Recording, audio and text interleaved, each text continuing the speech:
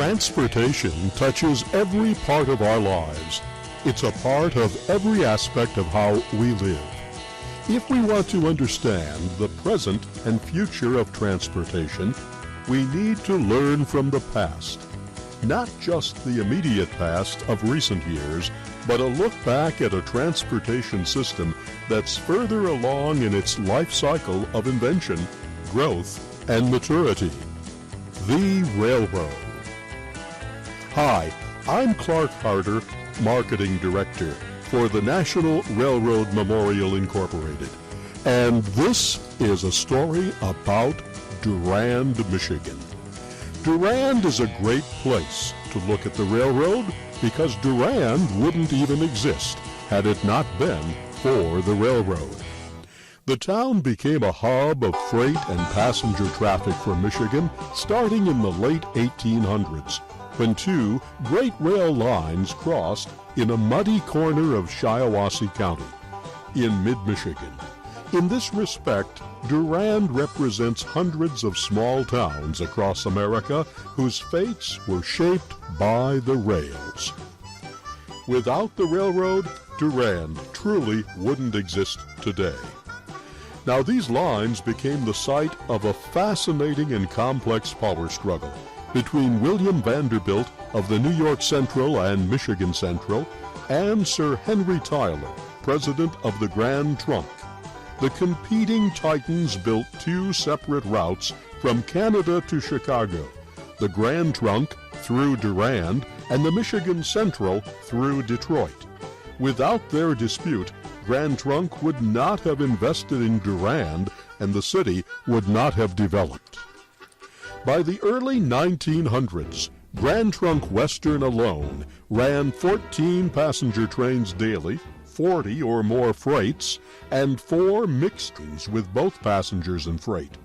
Crews based in Durand ran daily trains to Detroit, Chicago, Grand Rapids, Muskegon, Port Huron, and Bay City. In fact, Durand was so unique it had 40 stalls forming a perfect 360-degree roundhouse, one of a handful of full-circle roundhouses east of the Mississippi River, according to news articles of the day.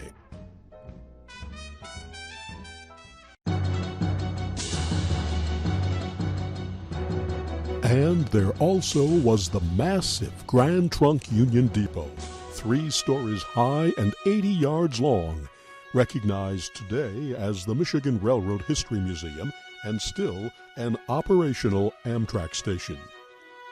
These statistics are impressive, but the true story is in the human perspective of the men and women of the railroad industry, who spent their working lives or even gave their lives to the operation of the railroad. Durand, Michigan is a natural home for these stories, since unlike Detroit or Chicago, its core identity is shaped around the railroad.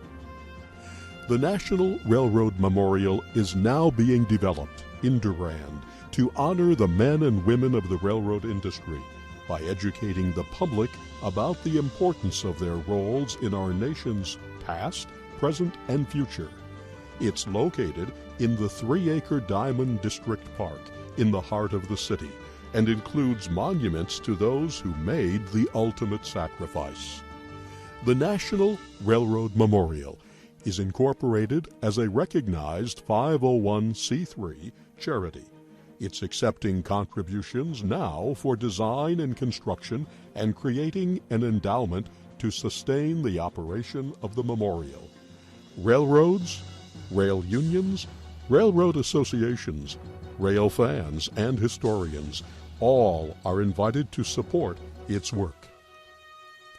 As central players in our nation's development, the railroads have earned their place in our memories.